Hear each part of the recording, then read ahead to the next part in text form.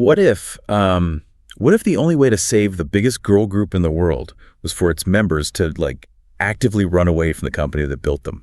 Oh, wow. Right. Yeah. Picture the flashing lights of a massive, sold-out stadium just abruptly going dark. A single solitary handwritten letter appears on the towering screens, and 50,000 screaming fans fall into sudden, absolute silence. The teasers dropped. Exactly. The fandom went silent.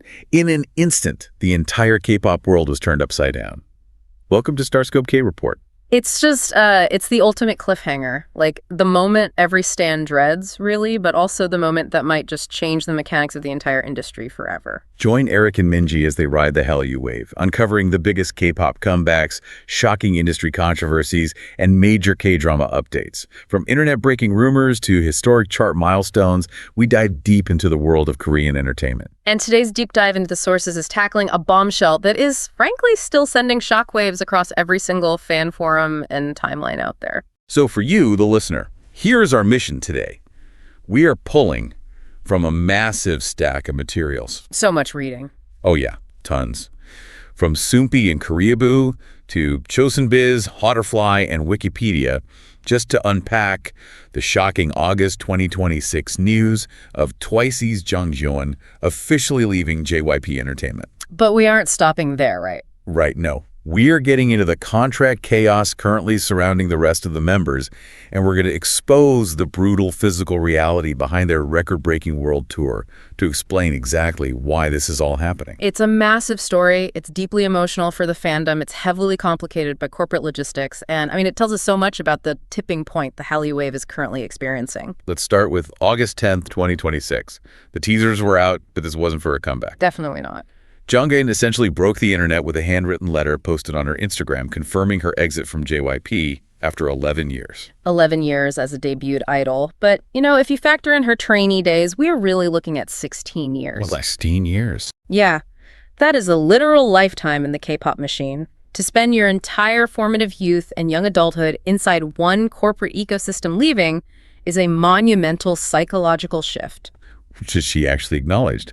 Looking at the facts from her letter, she explicitly called JYP her second home since her teenage years. Right. And she admitted that stepping away was, in her words, daunting. But the industry didn't even have time to process the nostalgia, because almost immediately the news broke that she had signed an exclusive contract with VARO Entertainment. Which is a completely different ecosystem. VARO is not your traditional idol factory. No, not at all. They are a dedicated acting-focused agency. They house her older sister, the actress Gong Seung-yeon, and they manage massive stars like Byeon Woo-seok. VARO's official statement was incredibly definitive, too. They praised Jeongyeon's authentic attitude and sincerity toward acting. Which fans loved hearing. Totally. They promised unwavering support for both her acting and her group activities, and they proved it immediately. She's already cast as a nursing officer in New Recruit, the movie. I mean, if Jeongyeon is your ultimate bias, you are feeling a wild emotional whiplash right now. Oh, for sure. There's the immediate sadness because it marks the end of an era, but it's quickly overtaken by immense hope. And you can see this playing out in real time if you look at the reactions from domestic K-nets versus international fans. Right, because the internet detectives immediately went to work. Naturally. Netizens dissected the letter line by line, but the real goldmine was her subsequent messages on Bubble. And for you listening, you know how idols use Bubble. It's pitched as a private, intimate messaging app for fans, but strategically. It's totally different. Yeah, it is the ultimate PR bypass tool. It's how an idol gets their unfiltered thoughts out into the public discourse before a company's legal or PR team can, sanitize the narrative. That is the perfect way to look at it. So on Bubble, Jeongyeon was vulnerable. She told the fans she was scared, but then she promised a big surprise on TV soon. Okay. And then she dropped the line that set the internet on fire. She mentioned finally finding a company that, quote, fully backs her goals. Hold on. If she's saying she finally found a company that fully backs her goals, the unspoken implication there is that someone else, namely JYP, wasn't backing them. Exactly. And netizens immediately flagged that as major shade. I bet. The discourse completely pivoted. The timeline was suddenly flooded with fans asking, did JYP suppress her acting career all these years? Did they actively block her from taking on K-drama roles because they needed her fully available for the group? It's like a star quarterback leaving a championship team because they want to play baseball. Yeah. Was JYP genuinely holding her back? Or were they just ruthlessly protecting the colossal multi-million-dollar Twice machine? That's a great question, but I'll take that analogy a step further. Think about the fundamental friction between an idol's schedule and an actor's schedule. They're pretty different, right? They're entirely incompatible. An idol comeback isn't just dropping the song on Spotify. It's weeks of intensive choreography rehearsals, studio recording, multiple music video shoots. And then a grueling month of promoting on music shows. Right. Attending fan signs, doing variety show appearances. You physically cannot be on a closed set shooting a 16-episode K-drama while simultaneously doing a music show recording at 4 a.m. for Inkigayo. Yeah, that makes sense. When you have a group that scores a certified all-kill on the charts every single time they release a track, their momentum is a cornerstone of JYP's revenue. Absolutely. From a corporate standpoint, protecting that schedule makes flawless business sense. But from the artist's perspective, watching scripts pass you by year after year absolutely feels like your individual dreams are being suffocated. So the shade isn't necessarily about bad blood. It's just the harsh logistical reality of outgrowing the box you were placed in. Right. She needed an agency whose core business model aligns with her individual trajectory, rather than an agency whose core business model relies on her being 1/9 of a touring behemoth. And she is making it crystal clear that VARO is handing her the reins that JYP simply couldn't afford to give her. Yep, 100%. And that's not even the wildest part of this story. Wait until you hear the rumors netizens uncovered about the rest of the Twice members. Oh, buckle up. Yeah. If you love staying updated on your favorites, make sure you're subscribed to StarScope K-Report, because this next part is pure, unadulterated contract chaos. We are looking at a potential industry earthquake here. This isn't just one member wanting to act. This is the 2026 contract bloodbath. Let's lay out the timeline. Is the greatest girl group of the third generation facing a hiatus? Panic is officially setting in across the fandom as the 2026 contract renewal season kicks into high gear. Which is wild to think about. I know. They're in their 12th year, facing their second contract renewal after surviving the infamous 7-year curse back in 2022. Right, and for anyone outside the K-pop bubble, that's not just a superstition. It's rooted in actual Korean Fair Trade Commission law. Oh, really? Yeah, it caps exclusive entertainment contracts at 7 years to prevent the slave contracts of the early 2000s. Hitting year 7 is a legal tripwire where every group either disbands, loses members, or renegotiates. All 9 of them renewing in 2022 was an industry miracle. But those renewal contracts are usually much shorter, right? Often just 3 or 4 years, which brings us exactly to the summer of 2026. Exactly. According to our sources at ChosenBiz and the Fan Plus community, JYP has issued a very cautious, very corporate official statement.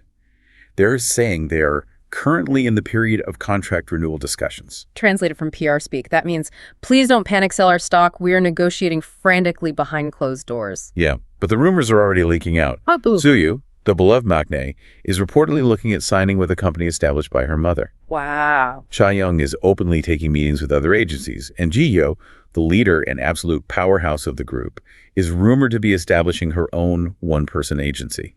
Okay, before the fandom completely spirals, we need to contextualize what this actually means in the modern era of K-pop. Please do. This isn't necessarily the death of the group. We are witnessing them transition into the industry's new golden standard, the separate yet together model. Okay, let's break down the mechanics of separate yet together, because it sounds like corporate doublespeak, but it's actually a fascinating legal maneuver. It really is. It means the members leave their original agency for all their individual solo pursuits, like acting, solo albums, fashion ambassadorships, but they sign a highly specific, non-exclusive secondary contract with their original agency solely for group activities. We saw Blackpink pioneer this on a massive scale. Super Junior and 2PM have utilized it as well. Looking at this from a financial angle, this model is basically K-pop adopting Western private equity tactics. Yes, that's a good way to put it. Yeah, the original agency realizes it's cheaper to retain the highly lucrative IP, the group name, the brand, the back catalog, while offloading all the daily overhead. Because it's so expensive. Right. JYP doesn't have to pay for Jihyo's solo managers, or Tsuyu's makeup artists for a Taiwanese cosmetic launch, or Jeongyeon's transport to a movie set. The boutique agencies take the risk and the overhead, and JYP only steps in to collect the massive revenue when the group tours. It's a brilliant corporate hedge, And it allows veteran idols to finally build their own empires while keeping the fandom fed. Yeah, definitely. And Jeongyeon explicitly leaned into this promise in her letter. She wrote, "Twice, the center of my life will remain unchanged. Standing before once as a member of Twice will always be my very first priority." Sure, separate yet together sounds great on paper, but coordinating 9 different agency schedules. I know. How does a group pull off a massive comeback when 9 different CEOs have to agree on a calendar? Like, if Suji's mom has her booked for a solo Asia tour, Jihyu's agency has her in the studio, and VARO has Jeongyeon locked on a film set for 3 months. Who yields? That is the glaring flaw in the separate yet together model. It requires a level of scheduling synergy that basically borders on the miraculous. Because they don't share a central calendar anymore, you see a drastic, immediate slowdown in group activities. Instead of the traditional model where a group has 2 comebacks a year, you might get 1 comeback every 2 or 3 years. It transitions from a regular occurrence to a massive, rare reunion event. Later in the episode, we'll look at the shocking physical toll of their last tour. It's a plot twist that might explain exactly why they are all running for the exit. Yeah, you really have to look at the medical records from their 2025 World Tour to understand this. Let's talk about the price of the crown. We are diving into the statistics of the This Is For World Tour, pulling from our Wikipedia sources. This tour ran from July 2025 to July 2026. Yep.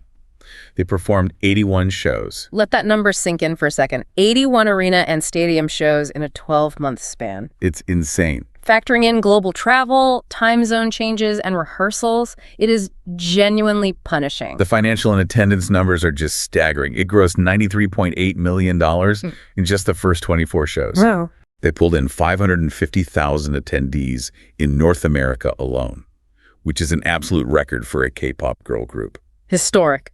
And they played to 240,000 fans over 3 nights at the Japan National Stadium. And they did all of this on a massive, cinematic 360-degree stage designed by Moment Factory. Okay, visually, a 360-degree stage is a masterpiece. But biomechanically, it is a nightmare for a performer. Why is that?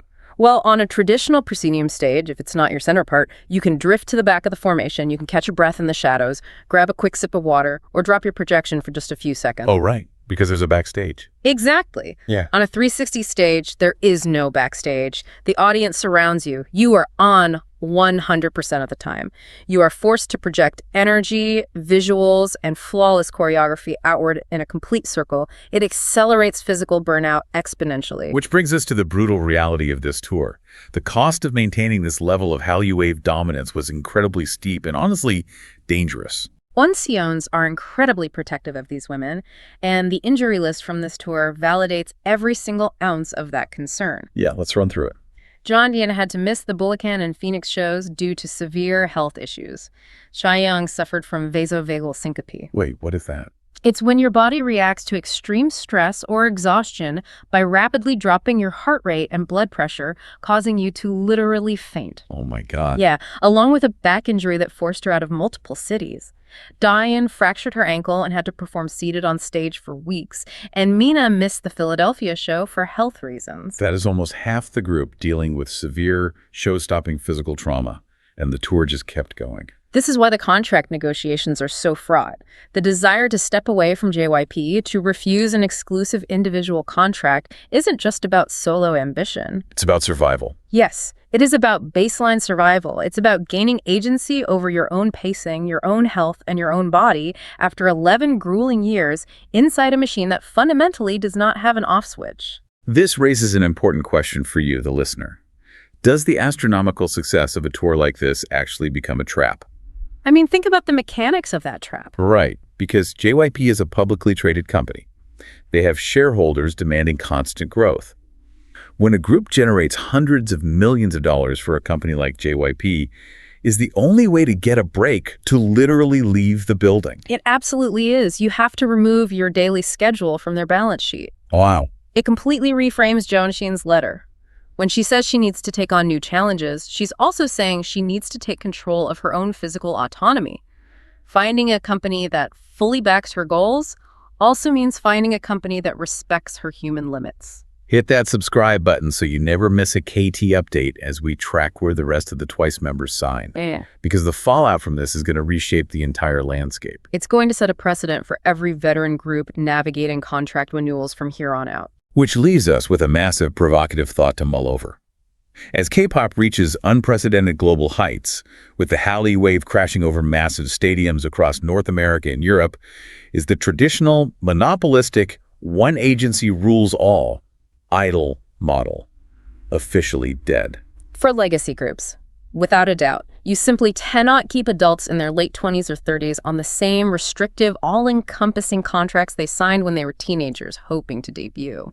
But consider the ripple effect. If this separate yet together hybrid becomes the only way veteran groups survive, how will this completely change the way the next generation of K-pop rookies are trained and contracted? Oh, that's a huge question. Right. Are we going to see fifth and sixth generation rookies demanding more flexible contracts and individual autonomy from day one? Or terrified of losing control once a group becomes profitable, will agencies lock rookies down even harder, trying to build faceless, easily replaceable groups where the brand is the only thing that matters? It's the ultimate corporate push and pull.